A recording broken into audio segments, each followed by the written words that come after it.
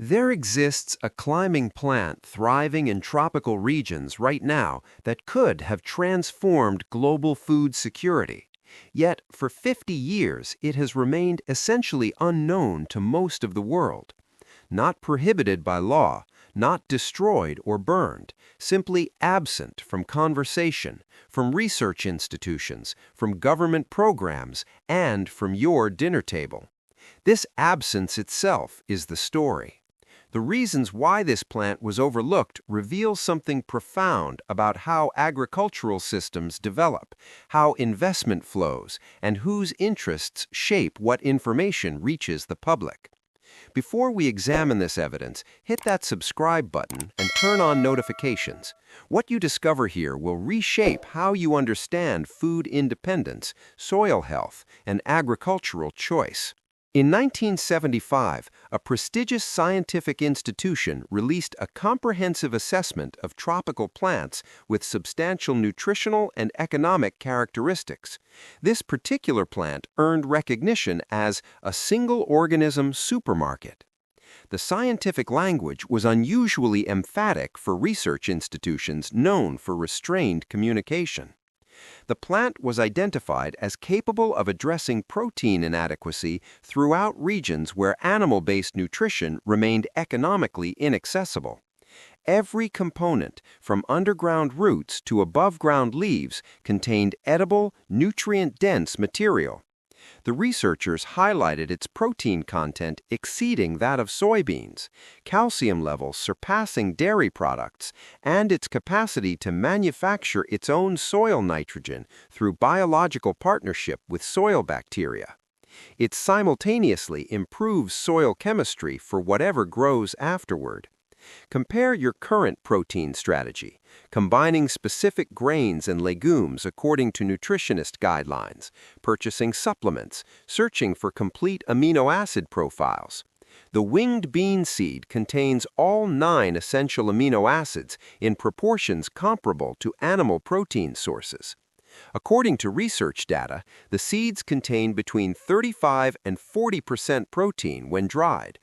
That positioning places it at direct parity with soybeans, the global standard for plant-based complete protein, which typically measures around 34% protein content. Supply chain fragility became apparent in recent years when disruptions caused shelf shortages and price volatility. In that same period, this plant was growing in Southeast Asian gardens with zero dependency on imported materials or fuel-intensive logistics. Communities were eating from it while most of the world remained unaware such a resource existed. Here is what deserves your attention. Documented solutions to documented problems were identified, evaluated, and subsequently deprioritized. This represents not ignorance, but a choice to pursue other directions. If this resonates with you, leave a comment below about what food independence means to you. Share this with someone still paying for solutions nature already provided. A panel of researchers was convened to evaluate underexploited tropical plants demonstrating promising characteristics for food security and economic development. The winged bean advanced to the final assessment list. The language they selected was extraordinary. A scientific institution known for measured terminology described this species as a complete marketplace on a single stock. They noted that nearly all components of the organism contained edible, nutritious material. They identified it as a potential pathway for addressing protein malnutrition across populations where purchasing animal proteins presented financial barriers. The research document was published. The scientific community registered interest. Experimental agricultural stations across the Philippines, Papua New Guinea, and parts of the African continent initiated small-scale cultivation trials. The outcomes validated what indigenous cultivators in Southeast Asia had practiced across centuries. This plant delivers consistent, reliable nutrition. Then momentum shifted.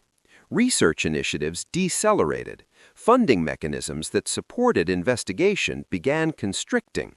Agricultural outreach programs designed to distribute this crop to farmers across tropical regions never achieved meaningful scale.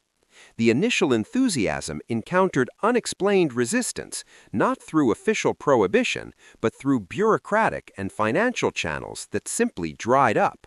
Consider the parallel history.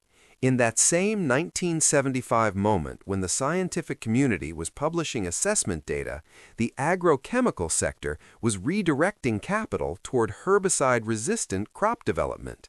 Within 20 years, genetically modified soybean varieties requiring specific chemical applications became the dominant agricultural model globally.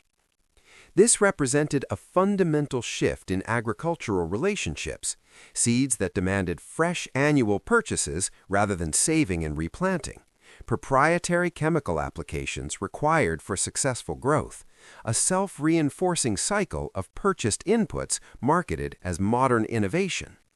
The winged bean required none of these mechanisms, no mandatory seed repurchase, no chemical dependency, no external input requirements. It generated something corporations cannot monetize: autonomy. One pathway produced recurring customer relationships and predictable revenue streams. The alternative pathway produced food self-determination. Which direction attracted investment capital? The evidence speaks plainly.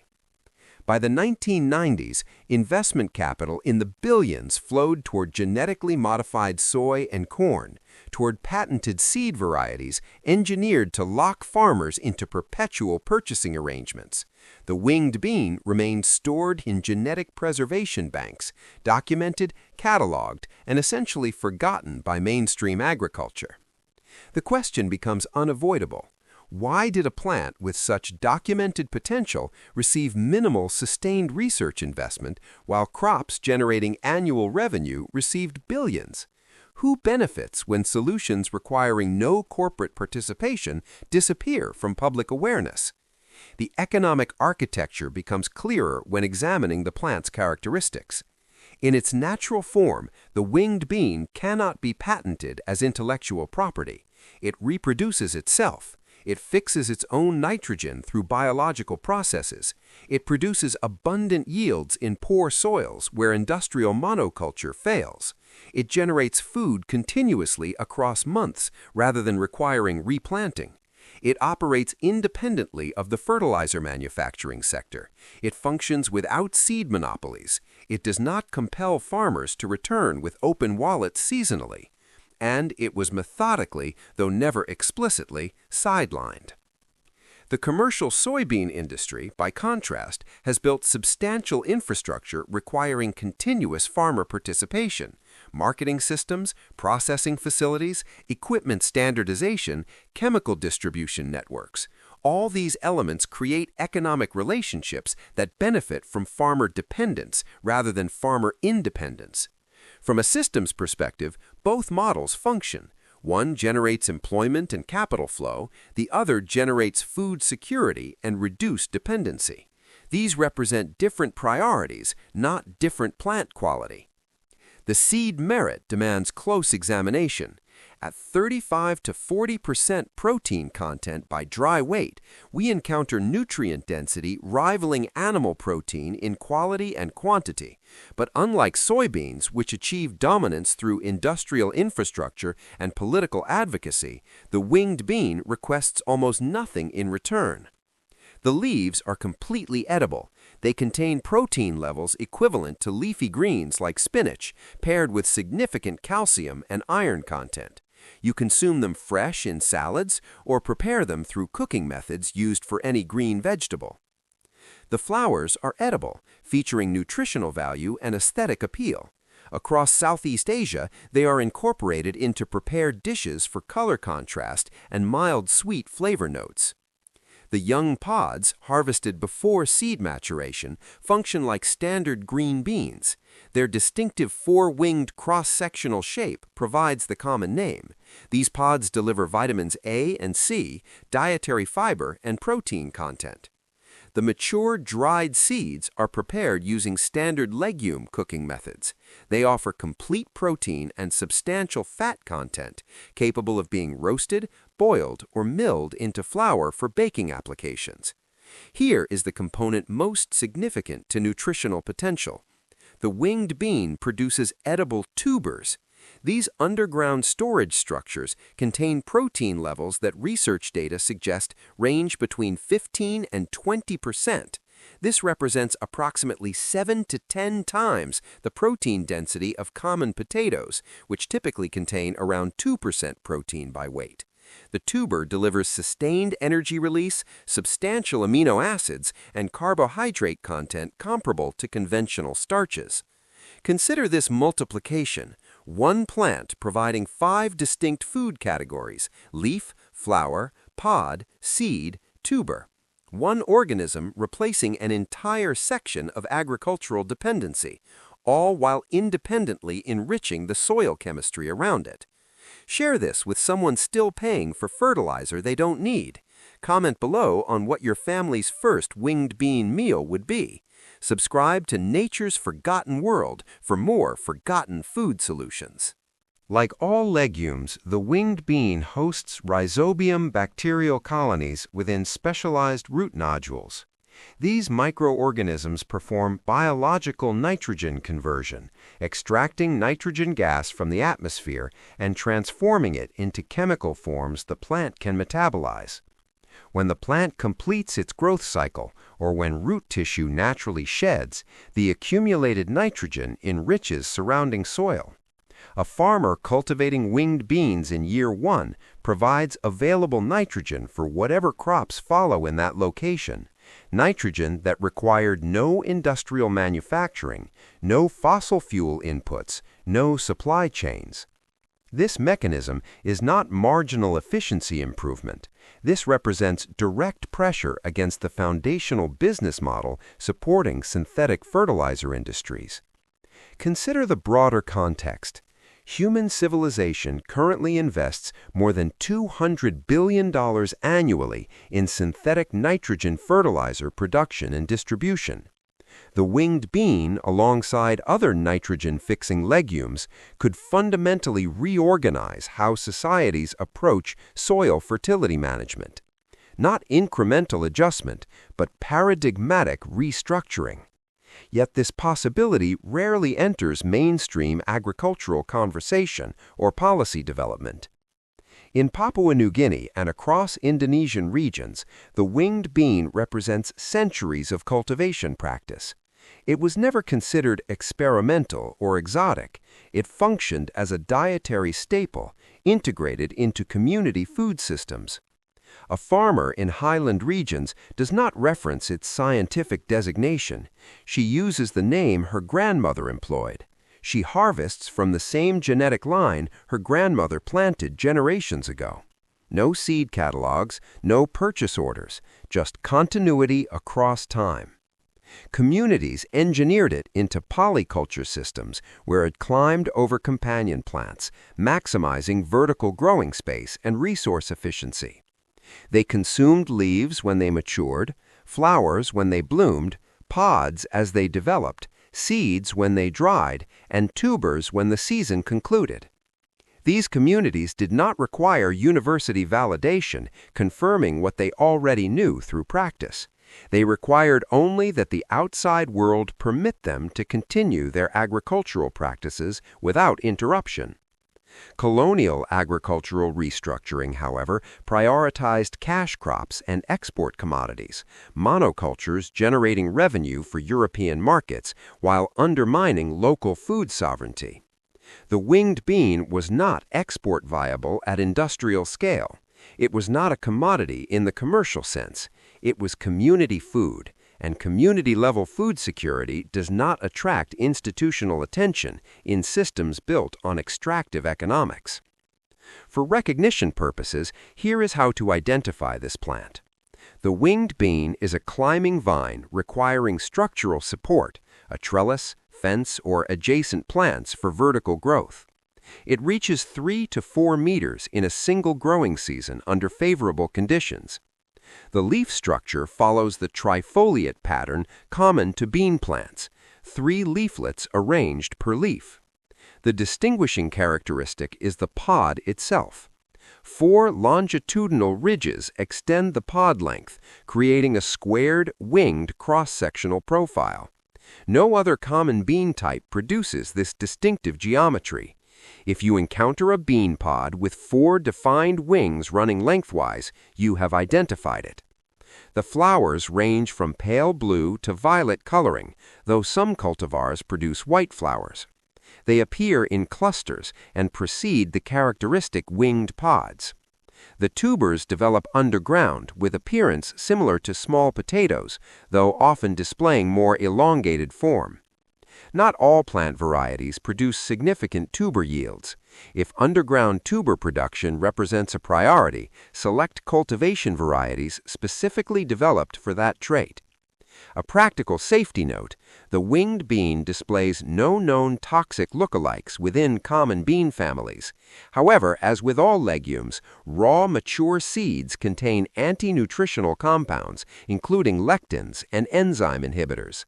Thorough cooking of mature seeds removes these compounds completely.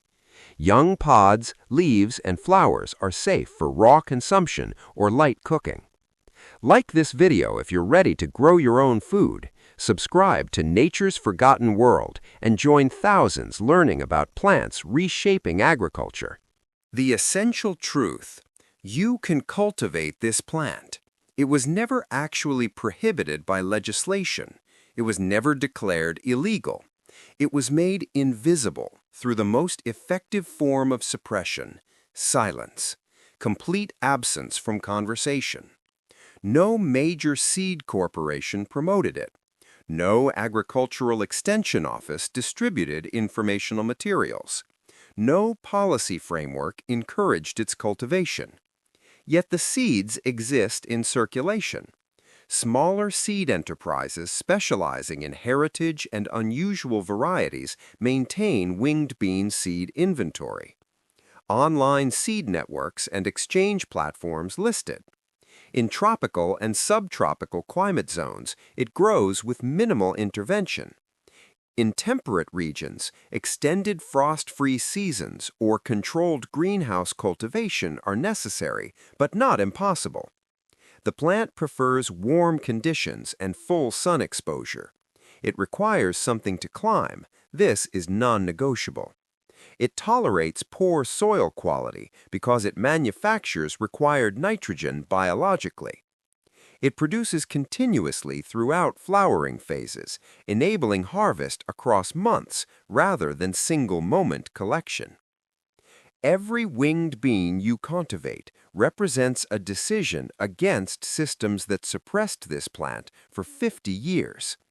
Every seed you preserve and share transmits knowledge someone deliberately wanted you to never receive. Every meal prepared from a single plant, providing leaf, flower, pod, seed, and tuber, proves industrial agriculture misrepresented what food production actually requires. The narrative presented was that food requires complexity, external inputs, and structural dependency.